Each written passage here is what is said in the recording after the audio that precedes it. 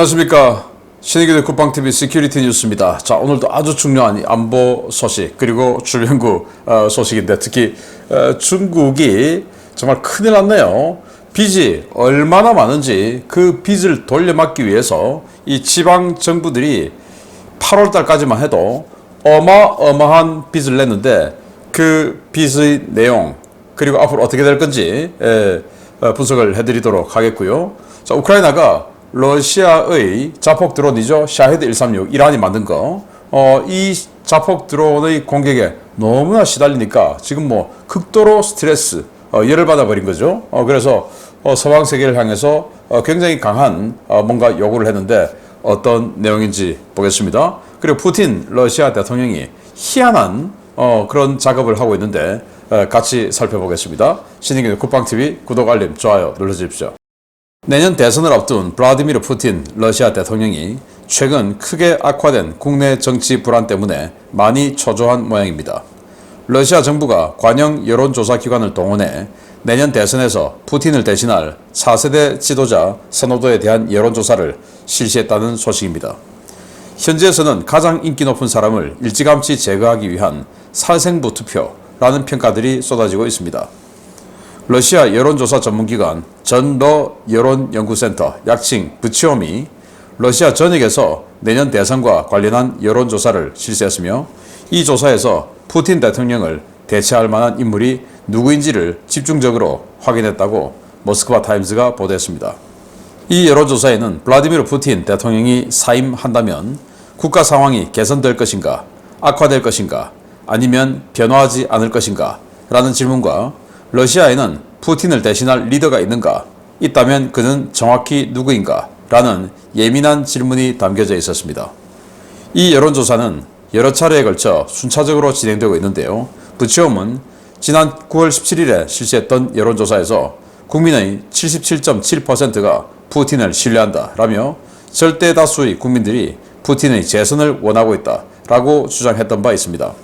러시아는 지난 2021년 4월 선거법을 개정해 자신이 앞으로 6년 임기의 대통령직을 2차례 더 할 수 있도록 법적 장치를 만들어 놓은 바 있는데요. 푸틴이 사실상 종신 집권 의지를 여러 차례 드러내온 상황에서 차기 지도자를 묻는 갑작스런 여론조사에 러시아 내에서는 다양한 해석이 쏟아지고 있습니다. 이와 관련해 푸틴의 연설 비서관을 지내고 현재는 이스라엘에 망명한 정치평론가 아바스 갈라마프는 이번 여론조사에는 크게 세 가지 목적이 있다라고 평가했습니다. 첫째는 푸틴이 마치 차기 대선에 불출마할 것 같은 쇼를 보여줌으로써 지지층들이 그의 출마를 간청하는 장면을 연출하기 위한 목적일 가능성입니다. 둘째는 최근 건강이 크게 악화된 푸틴이 진짜 후계자를 찾기 위해 고려하고 있을 가능성입니다. 셋째는 푸틴이 가장 인기 있는 차기 지도자 후보를 여론조사로 확인한 뒤 일찌감치 그를 제거하기 위한 것입니다. 이와 관련해 러시아 독립 매체 메두자는 푸틴이 자신의 축출 가능성에 대비해 차기 대권을 잡을 가능성이 있는 인사들의 명단을 만들어 숙청할 준비를 하고 있다고 전한 바 있는데요. 그 결과가 공개되지 않은 이번 여론조사, 살생부나 다름없는 이번 인기투표 결과에 과연 어떤 인물이 이름을 올렸을지 궁금증이 커지고 있습니다. 네, 참 희한한 여론조사를 하고 있습니다. 내년에 대선을 하고 3월에 대선을 하는데 느닷없이 푸틴이 사임한다면 이라는 전제를 달았어요. 이게 말이 되는 여론조사입니까? 아니죠. 푸틴하고 또는 뭐 또 누구하고 또 누구하고 누구를 더 선호하냐 뭐 이렇게 돼야 되는데 푸틴이 사임한다면 이라는 여론조사를 했는데 2018년 러시아 대선 결과가 이랬어요. 76.65%로 푸틴이 당선됐죠. 그리고 2등했던 사람이 11.81%인데 이 사람은 조용히 사라져서 지금 아무것도 안 하고 있고 죽었는지 살았는지 몰라요. 아무튼 러시아는 이렇게 선거 한번 나오면 조용히 엎드려 있는 목숨 걸고 선거 나와야 되는 현재 그런 상황이라고 합니다. 자, 그래서 연설 비서관이었지만 지금은 이스라엘로 망명가 있는 사람이 평가하기로 진짜 차기 지도자를 좀 낙점하려고 하는 거일 수도 있고, 그리고 나 아직 못 나가겠으니까 그만할래. 그러면 지지자들이 안 돼요, 푸틴, 푸느님 빨리 나와주세요, 괜찮아요 라고 하는 그걸 어떤 그 공작일 수도 있고, 그리고 세 번째는 이런 식으로 이제 2등, 3등 누구냐, 나는 종신토론 하고 싶은데 2등, 3등 누구냐 해서 미리 제거하기 위한 살생부다라는 건데 정말 기가 차죠. 그래서 법을 바꾸어서 6년 대통령 임기를 만들었고 그걸 3선을 하죠. 그러면 지금 이제 푸틴 앞으로 2번 더 할 수 있습니다. 그러면 2036년까지, 그래서 84살까지 대통령을 할 수 있게끔 만들었는데 지금 71세인데 벌써 지금 건강이 안 좋아서 84살까지 갈 수 있을지 모르겠지만, 아무튼 그렇기 때문에 종신 집권 체제를 유지해 놨다라고 하는데 71세에 벌써 그만둔다? 참 희한한 일이죠. 그럴 리가 있겠나. 그래서 이 여론조사는 살생부다라는 건데요. 참 기가 찹니다. 두 번째입니다. 매일 계속되는 러시아의 드론 공격으로 점점 피해가 심해지고 있는 우크라이나가 미국과 나토에 해결책을 요구하고 나섰습니다. 드론 제작을 막기 위한 실효성 있는 조치를 취하지 않는다면 우크라이나군이 직접 외국의 드론 관련 시설을 파괴하겠다는 것인데, 실행될 경우 상황이 걷잡을 수 없이 복잡해질 전망입니다. 최근 우크라이나 전역을 공격하고 있는 이란제 자폭 드론을 분석한 결과 유럽이 수출을 통제하지 못해 이란과 러시아로 유입된 부품들이 가득 들어 있었으며, 우크라이나는 자유를 위해 이 부품들이 공급되는 해외 거점을 파괴할 권리가 있다고 우크라이나 당국이 미국과 나토에 통보했습니다. 영국 가디언이 현지 시각 9월 27일 보도한 바에 따르면 우크라이나는 미국과 독일, 영국, 프랑스, 캐나다, 이탈리아 등의 47페이지 분량의 문서를 발송했는데요. 이 문서에는 문서를 수신한 국가에서 만들어진 부품들로 가득 찬 이란제 자폭 드론이 600회 이상 우크라이나를 공격했다는 내용이 담겨져 있었습니다. 우크라이나는 샤헤드 131, 샤헤드 136 드론에 영국의 다국적 기업을 비롯해 미국, 스위스, 독일, 네덜란드, 캐나다, 일본, 폴란드 등의 기업에서 제작한 부품들이 사용됐다며, 이 부품들이 자폭 드론 원 생산국인 이란은 물론 러시아로도 유입돼 감당 불가능할 물량의 드론들이 우크라이나로 쏟아지고 있다고 지적했습니다. 우크라이나는 러시아는 물론 이란, 시리아에 있는 드론 생산 시설을 공격할 권리가 있으며, 이를 위해 이들 영토를 직접 공격할 수 있는 장거리 미사일을 공급해 달라고 요구했는데요. 이를 수용하지 않을 경우 우크라이나가 독단적인 행동에 나설 수 있다고 경고했습니다. 이는 우크라이나가 자폭 드론 생산 시설 파괴를 위해 이란과 시리아를 직접 공격할 수 있다는 의지를 피력한 것인데요. 우크라이나가 이들 국가를 공격할 경우 공작원에 의한 사보타주 형태로 이루어질 가능성이 가장 높아 보입니다. 문제는 우크라이나가 이란과 시리아를 직접 공격할 경우 이것이 명분이 되어 이들 국가의 전쟁 개입 강도가 더욱 거세지고 전쟁이 국제전으로 비화될 가능성이 있다는 것인데요. 연일 계속되는 러시아의 자폭 드론 공세에 대한 피로도가 극에 달한 우크라이나, 과연 서방 국가들의 통제를 벗어나 제3국가에 대한 직접 공격에 나설지 우려를 가지고 지켜봐야겠습니다. 네, 이란이 만든 샤헤드 136, 샤헤드 131 이 자폭 드론이 정말 너무나 우크라이나를 괴롭히고 있죠. 이게 2000km를 비행을 하는데 가격이 이제 더 많이 내려가서 10,000에서 15,000달러 정도밖에 안 한답니다. 15,000달러? 한 2천만 원 정도 주면 2000km 날아가는 순항미사를 만드는 거죠. 그러니까 얼마나 많이 만들겠습니까? 그런데 이렇게 많이 날아오는 걸 여격을 하는데 발견을 하면 여격하기 쉽죠. 속도가 느리니까. 그런데 이 너무나 많이 날아오니 공대공 미사일이라든지 지대공 미사일 탄도 이제 부족하고, 그리고 이런 저가의 드론을 여격하기 위해서 고가의 미사일 날리면 쏘아 올리면 또 서방으로에게 계속 또 손을 내밀어야 되는데 그것도 좀 애매하고, 그래서 이런 상황이 되는 거예요. 근데 또 안 막을 수도 없고, 자, 이런 상황입니다. 그래서 이 격추를 하고 뜯어봅니다. 부품을 이제 하나하나 분석을 해보는 거죠. 분석을 해보니까 아니 유럽제 부품이 너무 많아 라는 거 아니겠습니까? 그래서 여기서 나온 이런 서방제 부품들, 영국, 미국, 일본, 독일, 폴란드 이런 나라들의 사안을 보내서 우리는 참을 수가 없다. 왜 통제를 제대로 하지 못하냐. 그래서 그렇다고 해서 미국, 영국, 뭐 스위스, 폴란드 이런 나라 공격할 수 없으니까 이 부품들을 가지고 가서 만들고 있는 나라, 러시아, 이란, 시리아 세 개 국가가 이걸 만들고 있는데 그 세 개 국가에서 지금 러시아로 들어가 공격해 들어온다는 겁니다. 만든 것들이. 그러니 그 세 개 국가를 공격하지 않을 수가 없다. 그리고 당신네들이 부품 통제를 좀 제대로 해주고 그게 또 힘든 게 또 현실이니까 그 세 개 나라의 생산 시설을 우리는 공격하지 않을 수 없다. 그러니까 공격할 수 있는 무기를 달라. 그 말은 지금 이 서방제 무기들의 지오 펜싱, 그러니까 우크라이나 영토를 벗어나면 그 지형 추적이 안 되도록 만드는 그 지오 펜싱 기술을 지금 집어넣어서 러시아 본토를 공격하지 못하도록 만들고 있죠.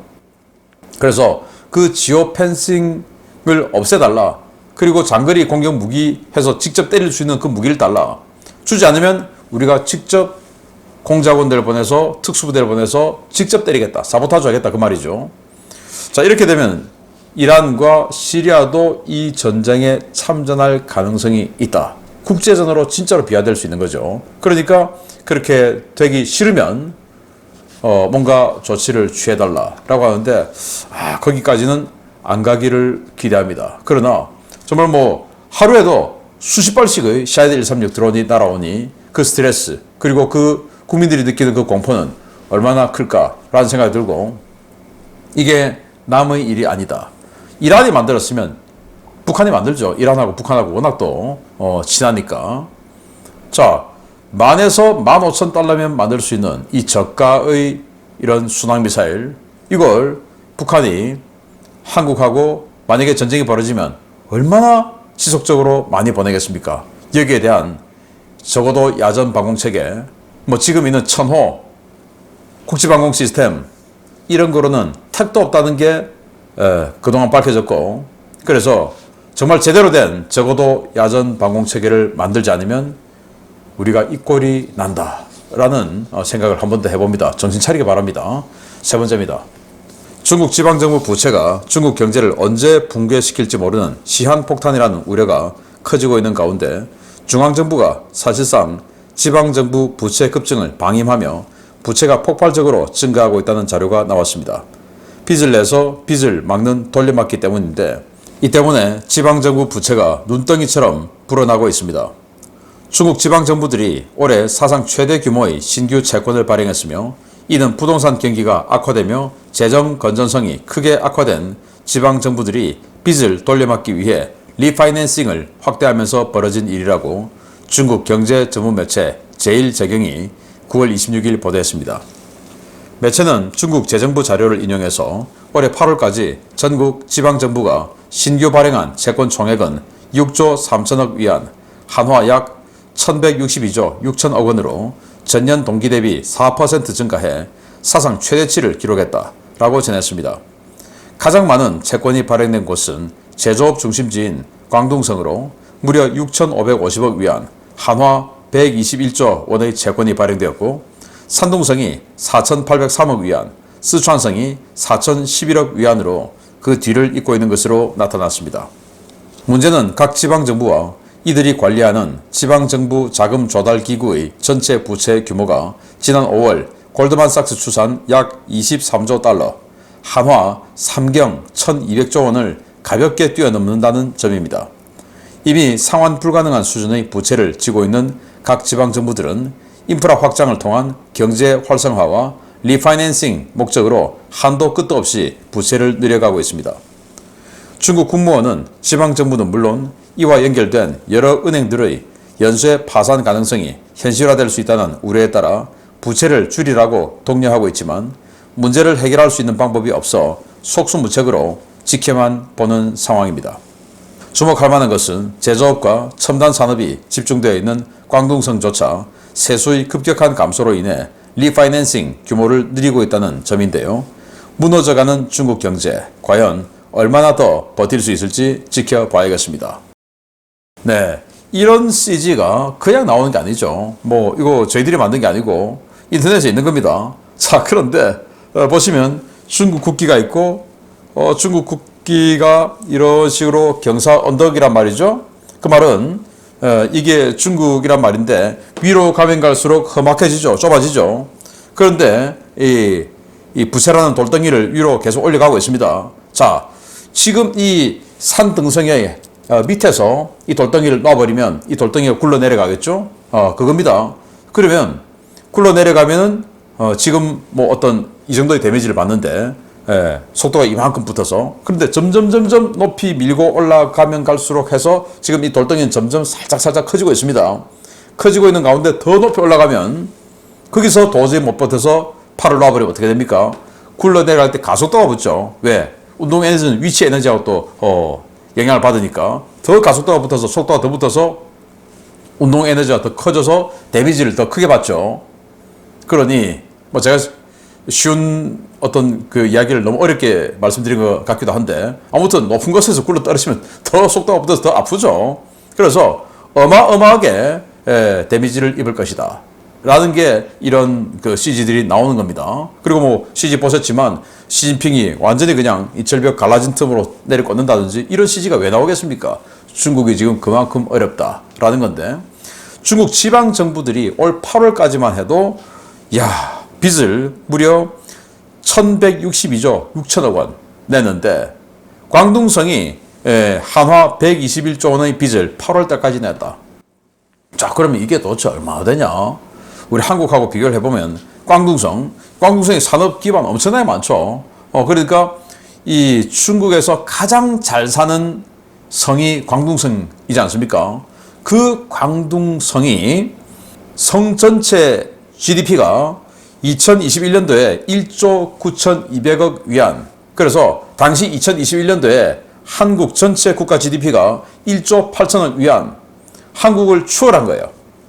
그래서 뭐 보도가 나왔던 적이 있는데 그러면 한국을 약간 이제 추월했는데 그 광둥성이 지금 8월 달까지 121조 원의 빚을 냈습니다. 채권을 발행한 거예요. 우리 대한민국이 지금 8월까지 우리 정부가 돈이 없어서 121조 원의 빚을 냈다라고 생각해 보십시오. 자, 그러면 그럼 뭐 그럴 수도 있지 않을까라고 생각이 되는데 이 빚이 절대 다수가 이자 갚는 데 사용되고 있는 거예요. 이자 갚는 데. 그리고 나머지는 중앙정부에서 실적 내 빨리 전체 GDP 좀 끌어올려 라고 하니까 또 지방정부들이 실적을 내기 위해서 또 돈을 푸는 거예요. 써. 부동산 빨리 좀 사. 경기 좀 올려. 하는데 안 올라가는 거죠. 완전히 밑 빠진 독에 물을 붓고 여기에서 절대 다수는 이자 갚는 데 들어가는 겁니다. 왜냐? 골드만삭스 추산 23조 달러, 한화 삼경 1200조 원. 이 뭐 복잡하니까 1200조 원 떼고 삼경만 딱 계산해봐도 5% 이자로 보면 1500조 원이에요. 연간 1500조 원의 지방정부 빚 이자가 나가는 겁니다. 그 1500조 원을 갚기 위해서 8월까지 1162조 6천억 원의 빚을 냈다. 그거 다 고스란히 이자 갚는데 들어가는 거다 라는 겁니다. 자, 그럼 바꾸고 말해서 우리 대한민국이 아까 광둥성 말씀드렸으니까 8월까지 121조 원의 빚을 내서 이게 뭐 어떤 그 인프라라든지 여러 국가가 운영하는 여러 발전적인 시설에 들어가는 게 아니고 오직 우리 국가가 빚을 낸 그 이자, 원금도 아니고 이자를 갚는 데 사용되었다. 대한민국 끝난 거 아닙니까? 그 말을 바꿔 말하면 중국이 끝났다. 왜? 광둥성이 제일 잘 사는데 광둥성이 그 모양이니까 다른 데는 오죽하겠냐. 산둥성, 스촨성이 중국에서 세 번째 잘 사는 성입니까? 아니죠. 그런데 스촨성이 빚이 세 번째예요. 스촨성 어떡합니까? 큰일 난 거죠. 이게 중국이다. 그러면 이게 지방정부만의 일이지 중앙정부도 빼고 이야기입니다. 그러니까 중국이 뭐 최근에 뭐 경기가 살짝 좋아졌다는 지표가 있다라고 하지만 그게 진짜겠습니까? 중국은 정말 이제 언제 와르르 무너질지 모르는 아까 보셨던 이 빚을 굴려 올려 가다가 언제 팔에 힘이 빠져서 손을 놔도 이상하지 않은 이런 상태가 되었다라는 기사가 나와서 제가 여러분들께 간단한 분석을 가미해서 알려드렸습니다. 자, 즐거운 추석 되시기 바랍니다. 마치겠습니다. 감사합니다.